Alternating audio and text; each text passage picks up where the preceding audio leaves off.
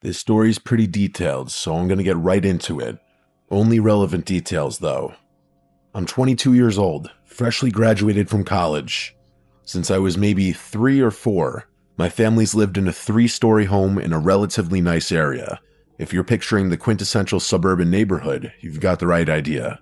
As for the layout of the house, this is all you need to know. My bedroom, which is on the 2nd floor, has a window that faces the street, and the only window in my dad's home office, which is on the 3rd floor, also faces the street. That's it. The reason I'm writing this is because after the events of last week, I'm now 100% convinced something sinister is happening to my family for some inexplicable reason I can't even begin to conceive of. And if I'm connecting the dots correctly, which I'm pretty sure I am, it's been going on for years.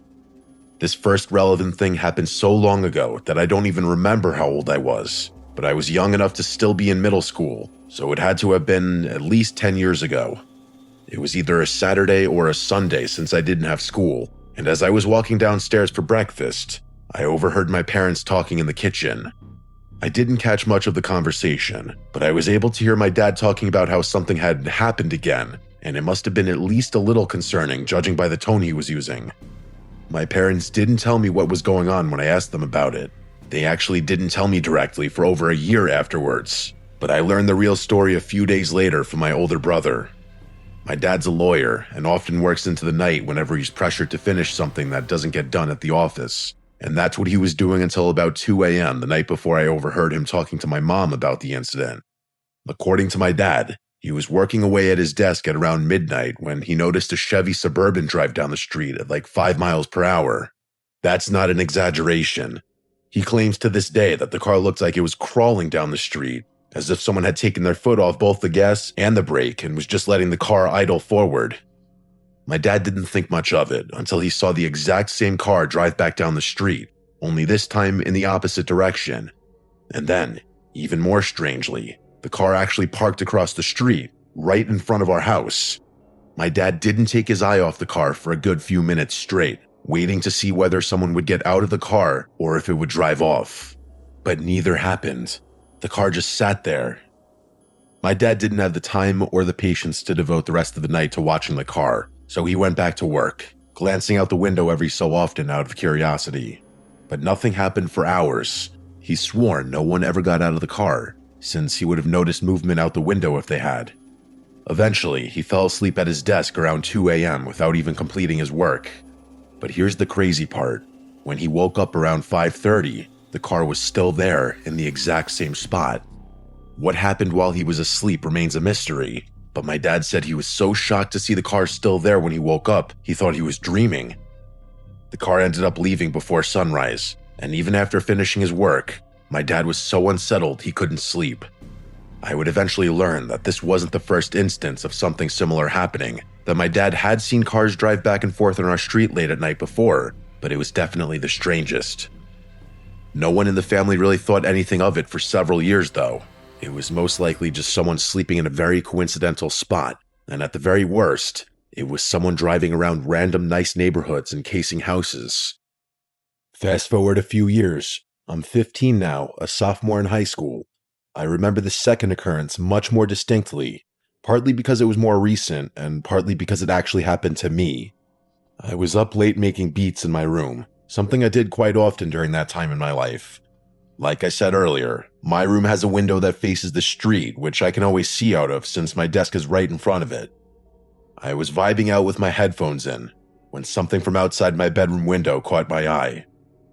It was a little flicker of light, definitely unnatural and definitely not my imagination. I diverted my attention to the window and saw the strangest, most unsettling thing. There was a squadron of cars, at least 3 of them. They were driving down the street at a slow speed. That by itself doesn't sound so bad, but I quickly realized that the people in the cars were shining flashlights at houses. That's what the flicker of light had been. I kept watching in the state of confused angst as whoever was in the first car swept their flashlight beam across the house next to mine. Then they started shining their light at my house, and I actually ducked down underneath my windowsill when I realized the beam was about to sweep right past my window. Not 2 seconds after ducking down, I watched the flashlight beam illuminate my ceiling for a couple seconds before everything went dark again. I waited a good 20 seconds before re-emerging, and by the time I did, the cars were much further down the street. I watched as they got to the end of the street and turned off. You can probably imagine how I was feeling in that moment. It was tough to get much sleep after that. I obviously told my parents about it the next morning, and as a family, we collectively agreed that it was a group of thugs casing houses, probably looking for ones with no one home that would make easy targets for a home intrusion. My dad installed a Ring camera after that, and he even put some security cameras with motion lights in our backyard. I can't remember for sure, but I think my parents might have talked to a few of our neighbors to see if anyone had experienced something similar. A couple years later, the next thing happened. While doing some landscaping in our backyard, one of the contractors my dad had hired claimed to have found a small hidden camera tucked into one of the bushes near the fence. It was tiny, no bigger than a car key, but it was definitely a camera. It was battery powered, and the battery had long since died. It didn't have a SIM card or any memory card inside, which meant it wasn't storing anything locally or using cellular data. But that didn't rule out the possibility that it had been streaming footage to an external device nearby while it was active. My dad said the most likely explanation was that someone had been parked close enough to receive a live feed until the battery gave out. Why anyone would go through the trouble of hiding something like that on our property and then just leave it behind was a complete mystery to us, but it definitely wasn't the kind of thing that you stumble across by accident. As furious as my dad was, he couldn't figure out when or who had placed it there, even after combing through the last few months of security camera footage, or at least everything the thing had recorded and stored. I was convinced that one of my friends had been pranking us, but even after pestering all of them, no one fessed up to placing that camera there. My parents were really worried we were being targeted, and they even reported everything to the police, but the home security they had already installed was pretty top-notch, so it wasn't like they could upgrade things much. Nothing happened for a little while after that. It wasn't like there was this cloud hanging over our heads. We all just kind of moved on with our lives the way most people probably would. The next thing worth mentioning happened a few years after we discovered the camera. Our immediate next-door neighbors moved away, and their house was re-inhabited super quickly, like it was only vacant for a few weeks at most. That's not exactly the most unusual thing. My neighborhood has always been a very desirable place for families to live. However, I noticed pretty quickly that the people who moved in weren't parents, just a youngish couple with no children. I remember finding that odd considering the size of the house, but I assumed maybe they were planning on starting a family, or maybe they just wanted a big place all to themselves. On several occasions after they moved in, though, I caught them looking into our yard through their top floor window, always at strange hours, either really early in the morning or really late at night. At first, I figured they had a workstation or office up there like my dad, and they were just seated right in front of the window, but then I noticed they were always standing, which eliminated the desk hypothesis. I knew I was just being paranoid, but I'm a pretty observant person by nature, so if someone's going to do something out of the ordinary, I'm going to notice it. Either way, I didn't think much of it, just found it mildly amusing that our neighbors seemed fascinated with the layout of our yard or whatever else it was that they were always looking at. One night, while walking my dog on the street, I couldn't help but notice my neighbors in their kitchen through their big bay window. They were sitting at a table, and for the first time since they had moved in, there was a third person with them. The guy had really distinctive features. He was fully bald, really muscular, and had the thickest eyebrows I'd ever seen. The three of them, he and the couple, were just sitting and talking at the table, nothing unusual. But as if they noticed me looking, the woman swiftly walked over to the window and pulled the curtains over it. She didn't actually look out the window at me. None of them did. But I couldn't shake the feeling that she shut the curtains because somehow she knew I was watching. Either way, I didn't forget about the man that had been with them. His face was just so distinctive. I don't really know what else to say. Okay, so now that you've made it this far, you're probably thinking that I'm some paranoid schizophrenic. I mean, that's what I'd be thinking too. But I would never in a million years be sending the story in if what happened next didn't happen. Like I said in the beginning, this happened last week, so about another few years after the last thing I talked about. A few weeks ago, my family took a trip to Paris. My older brother had been dating his girlfriend for years, and everyone was pretty much expecting him to propose while we were there because we were going with her family too. A few days into the trip, we were at this random bar. Everyone was there, me, my parents, my brothers, his girlfriend, and her parents. We were sitting in a booth enjoying a few drinks and having some good conversation. I was maybe halfway through my drink, zoning out of the conversation, when I happened to glance across the room. There was this guy sitting alone in a booth, just casually sipping his drink and looking around the room. Something about him seemed familiar, but I couldn't immediately place where I'd seen him before. But then, like a light switch had been turned on, I realized it was that man who I'd seen at my neighbor's kitchen table years ago. There was no way. I didn't want to believe it. What were the chances this random guy from my neighborhood would be in the exact same bar as my family in a foreign country, no less? I tried to convince myself it was a coincidence, but the more I stared, the more certain I became that it was him. Then he caught me looking at him. We locked eyes for what felt like forever, but was probably only a few seconds. He knew, I knew, and he knew I knew. I could feel it. Then, without finishing his drink or paying his bill, he got up and walked out of sight. I immediately excused myself from the table and tried to follow him, but I couldn't figure out where he had gone. I ended up just sitting back down at the table, trying to suppress the nasty feeling I had. Telling myself that the guy just happened to be on vacation the same time we were was the only way I could continue my night with my sanity. A few days later, we were doing some typical touristy stuff. It was broad daylight, and we were just walking around the city when I saw him again. That same guy. I can't understate how shocking it was. If the first instance had just been a coincidence, this completely shattered that theory. He was standing maybe 50 feet from us, snapping pictures with a professional-looking camera. I couldn't tell for sure, but it kind of seemed like the camera was pointed in our direction, even though there was a famous monument behind us. I watched as he then turned a corner and disappeared out of sight. I finally told my parents about what was going on. I gave them every little detail and assured them I wasn't going crazy. My parents actually believed me, my dad especially, and he even suggested cutting the trip short. We didn't end up doing that, but the rest of the vacation was awful. When we finally got home, my dad checked as much security footage as was stored, but didn't find anything. I really don't know what to make of all of this.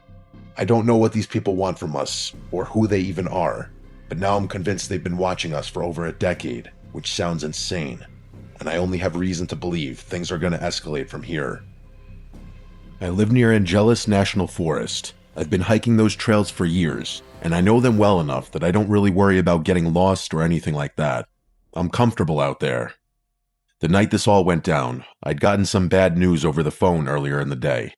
It was the kind of news that makes you feel like you need to get out of the house and clear your head. Some people drink when they're upset, some people call a friend. I go for a hike. It was around 8 when I set out. I wasn't planning anything ambitious. Just wanted to clear my head, maybe tire myself out enough so that I could actually sleep when I got back. Night hikes aren't unusual for me, especially on trails I know well. There's something about being out there in the dark that usually feels meditative. The fog that night was something else though. I had checked the weather before leaving, but conditions at elevation are always a gamble. By the time I was a little ways in, visibility had dropped to maybe 20 feet. Everything beyond that was just gray. I tried using my flashlight at first, but the beam just bounced back at me off the moisture in the air. It actually made things worse, like trying to drive with your high beams on in a snowstorm. So I mostly kept it off, letting my eyes adjust to what little ambient light filtered through. I had music playing to deter any animals from bothering me, which was something I picked up from my dad. About an hour in, I noticed a smell. It was faint at first, and I actually stopped walking for a second because it caught me so off guard. It didn't smell like natural wood smell. It kind of smelled like perfume, which I know sounds absurd, but that's genuinely what it smelled like. It wasn't strong or overwhelming, just this distinct floral scent that had no business being out there. I looked around, which was pointless because I couldn't see anything anyway, and by the time I'd finished scanning the fog, the smell was gone. I didn't really know what to make of it, so I just brushed it off. About 10 minutes later, though, there was a new smell. This time, it was something a little more familiar. Campfire. So I instantly connected the dots. There was someone camping somewhere out there, and that also probably explained the perfume smell. but the smell was only there for about 30 seconds before vanishing, which was a little strange. It wasn't until smelling the third smell that I thought something was really off. It was this herbal, almost earthy scent that I immediately recognized from my childhood but couldn't place. The familiarity of it, combined with how completely out of context it was, unsettled me. I probably should have turned around the moment things felt off, but I kept hiking. Things were normal for a while, and I started feeling better about everything. But as soon as I felt even the slightest sense of calm, I noticed a flashlight beam on the ridge to my left. The ridge runs parallel to the main trail, but sits maybe 100 feet higher, and there are no marked trails or access points up there, which I know for a fact because I've looked at maps plenty of times, wondering if there was a way to get up. The terrain is too dangerous. You'd also have to bushwhack through some seriously nasty stuff to reach that elevation from where I was. And yet, there was clearly someone up there. The beam would turn on, sweep across a section of the ridge, then turn off, and then a few seconds later, it would turn on again somewhere else. In that very moment, I realized listening to music was now a huge liability, so I turned the music off and listened. Whoever was up there was whistling, which sounds normal enough, but it really freaked me out. If I could hear them whistling, they would have definitely heard the music I was just playing. At that point, I was several miles into the trail. The smart thing would still have been to turn around, but I didn't want to. There was a little overlook spot up ahead that I knew about, so I told myself I'd take a break there and think things through. But as soon as I made it there, I saw something that made everything about 100 times worse. There was a stone sculpture sitting on a flat rock near the edge of the overlook. I knew what that meant. I instantly stood up, turned around, and started walking back the way I had come. But out of nowhere, I heard rapid footsteps approaching me in the direction I was walking. It was unmistakable, 100% a person's footsteps, not an animal's. I didn't even have time to think. The footsteps were so close that all I could do was hold my ground and prepare for an altercation. I didn't even have time to run, but as soon as the footsteps were right on me, they just abruptly stopped. It was really, really scary. I kept staring into the fog, but I couldn't see anything. Part of me thought whoever had just charged me was now standing still, somewhere out of my field of view, but that didn't make any sense. If I couldn't see them, how in the world did they know where I was? I waited another few seconds and then pulled out the switchblade I always kept for protection. I kept holding my ground, just waiting to see or even hear something, waiting to be attacked. But now it was just dead silence. I didn't know what to do. I didn't want to announce my presence, but I was pretty sure whoever was out there already knew I was there. The thing that made it so much worse was that the footsteps had come from the direction I needed to go to get back. There was no alternate route. If I wanted to leave, I had to walk directly toward where those footsteps had come from. I tried to hold out, but I couldn't wait there forever, so I started moving. I was fully expecting to see someone eventually, at which point I don't even know what I would have done. But the further into the fog I went, the more I started thinking that whoever had been there somehow ran off without me hearing them. The paranoia was excruciating. Every few minutes or so, I swore I heard one or two extra footsteps, like someone was matching my pace from behind now. I kept looking over my shoulder, but there was nothing but fog every time. That lasted for about a mile or so. It was genuinely the most tense mile of my life. I was being stalked. I was certain of it. Out of nowhere, something crashed through the bushes somewhere behind me. It was so loud that I physically jumped. This time I couldn't control myself. I yelled something out as a pure, terrified reaction. I turned around to the spot where the noise had come from, but again, I couldn't see anything. At that point, I genuinely felt like I was going to lose my life in that forest, so I started running. I don't know why it took me so long to run, but the moment I started running, I didn't stop until I made it all the way back to my car. And the whole time, I heard crashing coming from somewhere behind me. I was definitely being chased, but I didn't care. I still consider it a miracle that I made it back to my car in one piece. I didn't hike for months after this experience, and I never got an answer for what happened that night. This happened close to 20 years ago, back when I was 15. My parents were in the midst of a really ugly divorce at the time, and my mom thought it would be a good idea for me to spend a few weeks with my great aunt Lucy in upstate Vermont while they sorted out the legal stuff. I wasn't thrilled about being shipped off to some relative I barely knew, but I didn't have much choice. Aunt Lucy lived in this massive Victorian house that had been converted into apartments sometime in the 60s. She owned the whole building and rented out the top 2 floors to tenants, while she lived alone in the sprawling first floor unit. The place was beautiful in a very specific old-fashioned way. High ceilings, original hardwood floors, intricate moldings around every doorframe, movie-type stuff like that. What struck me as odd right away was that Aunt Lucy seemed to avoid certain parts of her own apartment. She had this huge master bedroom with tall windows and beautiful antique furniture, but she slept in a small den off the living room instead. That was actually one of the things I asked her about, to which she just replied that the main bedroom got too much morning light. I then stupidly asked if I could sleep in there then, to which she just glared at me disapprovingly. You gotta remember that things were a little different back then, and respecting your elders was practically law. So after that interaction, I held my tongue, not wanting to upset her further. The first few nights I was there, I kept hearing what sounded like someone walking around in the apartment above us. I figured it was just one of the tenants, maybe someone who worked late shifts. But the weird thing was how methodical the walking sounded, back and forth, like someone pacing the length of the apartment. After about a week of this, I couldn't keep things to myself and mentioned it to Aunt Lucy over breakfast. She again gave me this strange expression and said the second floor had been vacant for over a month. I insisted that I'd been hearing someone walking around up there every night, but she just shook her head and told me I was just hearing the building settling. Her explanation didn't make sense, but I wasn't about to argue. The next morning, I told Aunt Lucy I wanted to see the vacant apartment.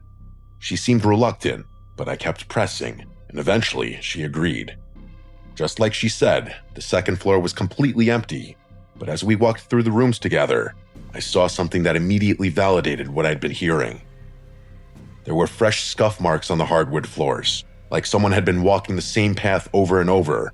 The marks formed a clear pattern from the front of the apartment to the back, exactly matching the route the footsteps seemed to make each night. When I pointed this out, Aunt Lucy said the marks were probably from the previous tenants, but they looked too recent for that. I told her this, but she just dismissed me like I was some babbling child. That evening, she suggested we watch a movie together, which we'd never done before. As it got later, the footsteps from upstairs started up again. I looked at Aunt Lucy, expecting her to finally acknowledge what we were hearing, but instead, she just turned the volume up and pretended like nothing was happening. I was stunned. My first thought was Aunt Lucy knew exactly what was going on and just didn't want to tell me. The next day, I called my mom and mentioned the situation. And you know what's crazy? Even my mom seemed to know what was going on. She told me not to bring up the footsteps with Aunt Lucy anymore, and that it was, quote, a sensitive topic. One night near the end of my visit, I woke up around 2 a.m. needing to use the bathroom. As I was walking back to my room, I glanced toward the staircase that led up to the second floor. The door at the bottom was slightly ajar, and I could have sworn I saw a faint light moving around up there, like someone was walking with a flashlight. I immediately went to bed and didn't mention it to Aunt Lucy. I just wanted to get the hell out of there. If it hadn't been for that night the two of us watched a movie, I would have assumed Aunt Lucy was causing the footsteps, but that was impossible. My mom refused to explain things to me when I got back home, and this actually caused quite the rift between the two of us. Years later, I found out through a cousin that Aunt Lucy had sold the building and moved to Florida. According to my cousin, there had been some kind of incident in the apartment back in the 90s. Someone had died there under unclear circumstances, and the family had tried to keep it quiet. That was also around the time Aunt Lucy had inherited the building. I've never believed in ghosts. I don't say that to sound dismissive or close-minded. I just genuinely don't. I think that's a pretty dumb way to interpret things you don't understand, to be frank. So when I think back on what I experienced in that house, I always find myself searching for some other explanation. Maybe Aunt Lucy was sheltering someone up there.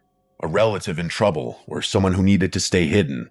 Or maybe she was being blackmailed, forced to let someone live in her building without anyone knowing. Maybe the incident my cousin mentioned wasn't as closed as the family wanted to believe, and whoever was responsible still had some kind of hold over her. Or maybe the entire thing was completely made up, and my cousin was needlessly gossiping. I really don't know. What I do know is that my mom knows something, and I'll never forgive her for withholding that information from me. I think this is just one of those things that will never have an explanation.